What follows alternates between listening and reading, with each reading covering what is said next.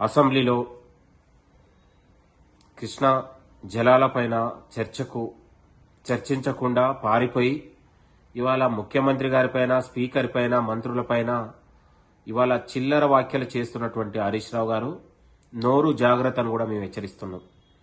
10 ఏళ్లలో ఇవాళ బీఆర్ఎస్ అధికారంలో ఉన్నప్పుడు తెలంగాణలో ఏ ఒక్క ప్రాజెక్టు కట్టకుండా ఇవాళ కలవకుర్తి కావచ్చు, నెట్టెంపాడు కావచ్చు, కోయిల్ సాగర్ కావచ్చు, డిండి కావచ్చు, ఎస్ఎల్బీసీ కావచ్చు, కృష్ణా పరివాహక ప్రాంతంలో ఏ ఒక్క ప్రాజెక్టు కూడా నిర్మించకుండా నల్లగొండ జిల్లా రైతులకు, పాలమూరు రైతులకు నోట్లలో మట్టి కొట్టి ఇవాళ రైతుల కళ్లల్లో నెత్తురు చూసినటువంటి మీరు ఇవాళ కృష్ణా జలాల గురించి మాట్లాడితే చాలా సిగ్గనిపిస్తుందని కూడా ఈ సందర్భంగా మేము విమర్శిస్తా ఉన్నాం. మీకు నిజంగా సిగ్గు శరం ఉంటే అసెంబ్లీలో చర్చించకుండా పారిపోయి దొంగల్లాగా గన్ పార్క్ దగ్గర మీరు మీడియా సమావేశం పెట్టవంటనే మీ అవినీతి, మీ అక్రమాలు ఎక్కడ బయటపడుతుందని ఇవాళ మీరు తప్పించుకొని పారిపోతున్నటువంటి పరిస్థితి. మేము అంటా ఉన్నాం, హరీష్ రావు గారు, ఇవాళ తెలంగాణలో మీరు కట్టిన ప్రాజెక్టులు ఎంత? ఇవాళ 1,83,000 కోట్ల రూపాయలు. ఇవాళ ఒకవైపు 1,00,000 కోట్లు కాళేశ్వరానికి పెట్టి ఇవాళ పాలమూరు రంగారెడ్డి ఎత్తిపోతల ప్రాజెక్టుకు 83,000 కోట్లు ఖర్చు పెట్టి ఇవాళ తెలంగాణ ప్రజాధనాన్ని మీ జేబుల్లో నింపుకున్నది వాస్తవం కాదా అని కూడా ఈ సందర్భంగా గుర్తు చేస్తా ఉన్నాం. ముఖ్యమంత్రి రేవంత్ రెడ్డి గారి నాయకత్వంలో పాలమూరు రంగారెడ్డి ఎత్తిపోతల ప్రాజెక్టు ఇవాళ మేము నిర్మించి ఇవాళ పాలమూరు రంగారెడ్డి నల్లగొండ జిల్లా రైతులకు కాళ్లు కడుగుతామని కూడా ఈ సందర్భంగా మేము గుర్తు చేస్తా ఉన్నాం.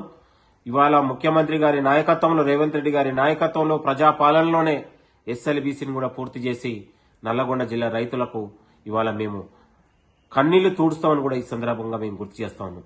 నల్లగొండ జిల్లా రైతుల ద్రోహులు, పాలమూరు జిల్లా రైతుల ద్రోహులు మీరని ఈ సందర్భంగా గుర్తు చేస్తా ఉన్నాం.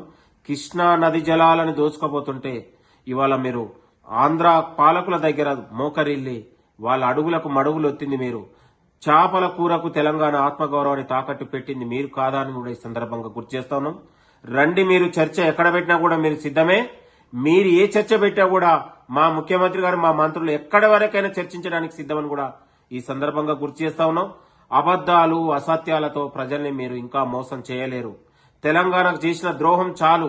అసలైన తెలంగాణ ద్రోహులు ఇవాళ మీరే అని హరీష్ రావుకు హెచ్చరిస్తా ఉన్నాం.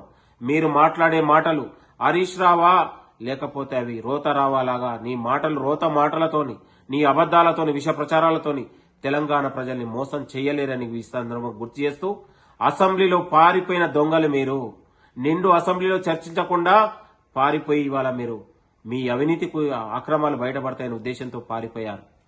కాబట్టి కృష్ణా నది జలాల అంశంలో, పాలమూరు రంగారెడ్డి ఎత్తిపోతల అంశంలో ఇవాళ 12 లక్షల మంది రైతుల కన్నల్లో కన్నీళ్లు తూర్చి వాళ్ళ జీవితాల్లో వెలుగులు నింపడానికి మన ముఖ్యమంత్రి గారు ప్రయత్నం చేస్తా ఉన్నారు.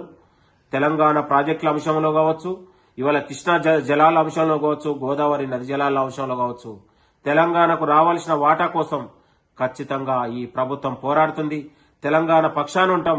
తెలంగాణ అభివృద్ధి కోసం ఈ ప్రభుత్వం కట్టుబడి ఉందనే విషయాన్ని కూడా గుర్తు చేస్తూ, తెలంగాణ ఆత్మగౌరవం విషయంలో తెలంగాణ ప్రజాపాలన ఎక్కడ కూడా రాజీ పడదని కూడా ఈ సందర్భంగా గుర్తు చేస్తూ, అసలైన తొలి వెలుగు. ఫాలో వాట్సాప్ @తొలి వెలుగు అఫీషియల్.